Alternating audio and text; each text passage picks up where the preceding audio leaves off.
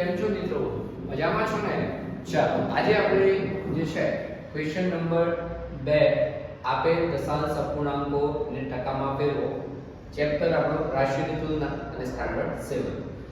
તો અહીંયા દશાંશ અપૂર્ણાંકને આપણે શામાં ફેરવવાનું છે? ટકામાં ફેરવવાનું. દશાંશ જે અપૂર્ણાંક છે, દશાંશ મતલબ પોઈન્ટ વાળા રકમ છે, બરોબર છે. આ રીતના દશાંશ અપૂર્ણાંક કોને કહેવાય? તો આ રીતની રકમ હોય એને દશાંશ અપૂર્ણાંક કહેવાય. તો એને આપણે પર્સન્ટેજમાં ફેરવવાની. હંમેશા છે તમને એવું કે પર્સન્ટેજમાં ફેરવવાનું છે તો ગુણ્યા 100 કરવાનું થશે, બરોબર છે. તો હવે આપણે ઉકેલની વાત કરીએ, બરોબર છે. તો ઉકેલની અંદર આપણે જોઈએ તો મિત્રો અહીં આગળ હવે મિત્રો તો હવે અહીં આગળ જે છે દશાંશ અપૂર્ણાંકને આપણે ટકામાં ફેરવવાનું છે, બરોબર છે.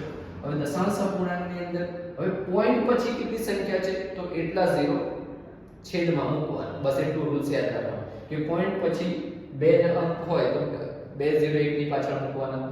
પોઈન્ટ પછી 3 અંક હોય તો 1 ની પાછળ 3 0 મૂકવાના. બસ આ તમારે સિમ્પલ રૂલ્સ યાદ રાખવાના, બરોબર છે. તો સપોઝ અહીં અગર આપણી જોડે પોઈન્ટ પછી 2 અંક છે તો 65 ગુણ્યા 100, બરોબર છે. હવે એને આપણે શું ટકામાં ફેરવવાનું છે? ગુણ્યા 100, બરોબર છે. સાહેબ 100 કઈ રીતે આવે? તો પોઈન્ટ પછી 2 ડિજિટ છે તો આ રીતે આવે. હવે ટકામાં ફેરવવાના છે તો ગુણ્યા 100 કરીશું, બરોબર છે. 100 ગયા તો અહીં આગળ આપણને આન્સર શું મળે મિત્રો? અહીં આગળ 65 આપણો આન્સર થયો. બરોબર, શું થયું આપણો? 65 આપણો આન્સર થયો, બરોબર છે. તો આ આપણો 65 આન્સર થાય છે, બરોબર છે. હવે આગળ વધીએ મિત્રો. તો હવે આપણે બીજા ક્વેશ્ચન તરફ આગળ વધી રહ્યા છીએ તો એનો ઉકેલ આપણે શોધીએ, બરોબર છે. ઉકેલ આપણે શોધીએ, બરોબર છે. તો ઉકેલની અંદર આપણે વાત કરીએ તો એની અંદર આપણે પહેલો જે શું કહેવાય સોરી બીજો દાખલો છે, બરોબર છે. તો એની અંદર આપણે પેલું ભૂલી ગયા ને કે 1 પોઈન્ટ પછી કેટલા અંક છે? તો પોઈન્ટ પછી જે છે આપણી જોડે કેટલા અંક છે? 1 જ. 1 ની પાછળ 1 0 અને ટકામાં ફેરવવાના છે ગુણ્યા 100 કરીશું, બરોબર છે. હવે અહીં આગળ આપણે શું કરીશું? 1 0 0 ગયા તો અહીં આગળ આપણને શું મળ્યું? તો અહીં આગળ આપણને શું મળ્યું? તો અહીં આગળ બે જે છે 21 ગુણ્યા 10 કરવાના. 21 ગુણ્યા 10 કરવાના, બરોબર છે. તો અહીં આગળ 21 ગુણ્યા તમારે ગણીને કરવું હોય તો પણ કરી શકો, આમ નોર્મલી કરવું હોય તો પણ કરી શકો, બરોબર છે. જવાબ આવશે 210.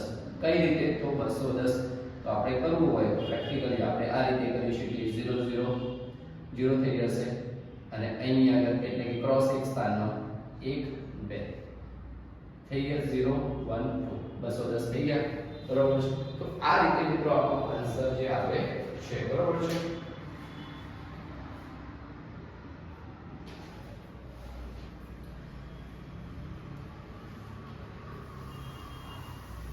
તો અહીં આગળ આપણે લખી દઈશું હવે 210, બરોબર છે. 210, બરોબર છે. થોડું બોક્સ બનાવી દઈએ મસ્ત સરસ મજાનું, બરોબર છે. 210, બરોબર છે.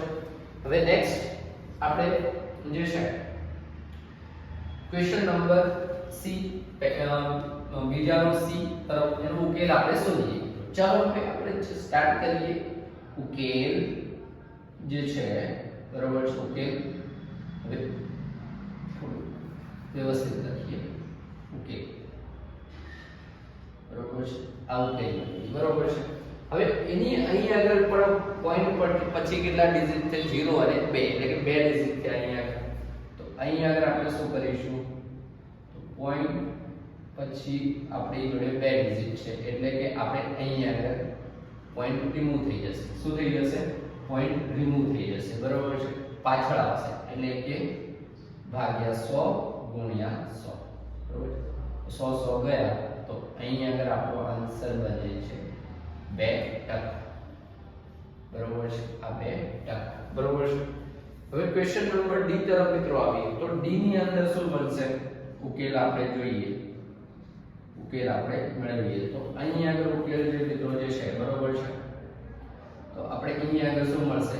12 પછી જે છે પોઈન્ટ છે, પોઈન્ટ પછી 2 છે. આગળના ડિજિટ આપણે નથી લેવાના, આપણે પોઈન્ટ પછીના ડિજિટ ધ્યાનમાં લેવાના છે. તો આપણે ઉકેલ અહીં આગળ મેળવીએ તો 35 પોઈન્ટ પછી બે ડિજિટ છે એટલે તો 1 ની પાછળ 2 0 ગુણ્યા 100 બરાબર છે 100 ગયા તો અહીંયા સિમ્પલી તમારો આન્સર 35 આન્સર આવે બરાબર છે તો અહીંયા આગળ આ રીતનો કંઈક આન્સર તમને મળે છે બરાબર છે તો અહીંયા આગળ મિત્રો જે અહીંયા આપણે આન્સર મળ્યો ક્વેશ્ચન 2 ની અંદર બરાબર છે તો બધા આપણે પર્સન્ટેજ ની અંદર જે છે જવાબ મેળવ્યા છે બરાબર છે ડન છે અહીંયા આગળ પહેલો બીજો ત્રીજો ચોથો બરાબર છે આ પર્સન્ટેજ નો છે બરાબર છે પર્સન્ટેજ તો આ રીતે અહીંયા આગળ આપણા બે ક્વેશ્ચનો પત્યા છે બરાબર છે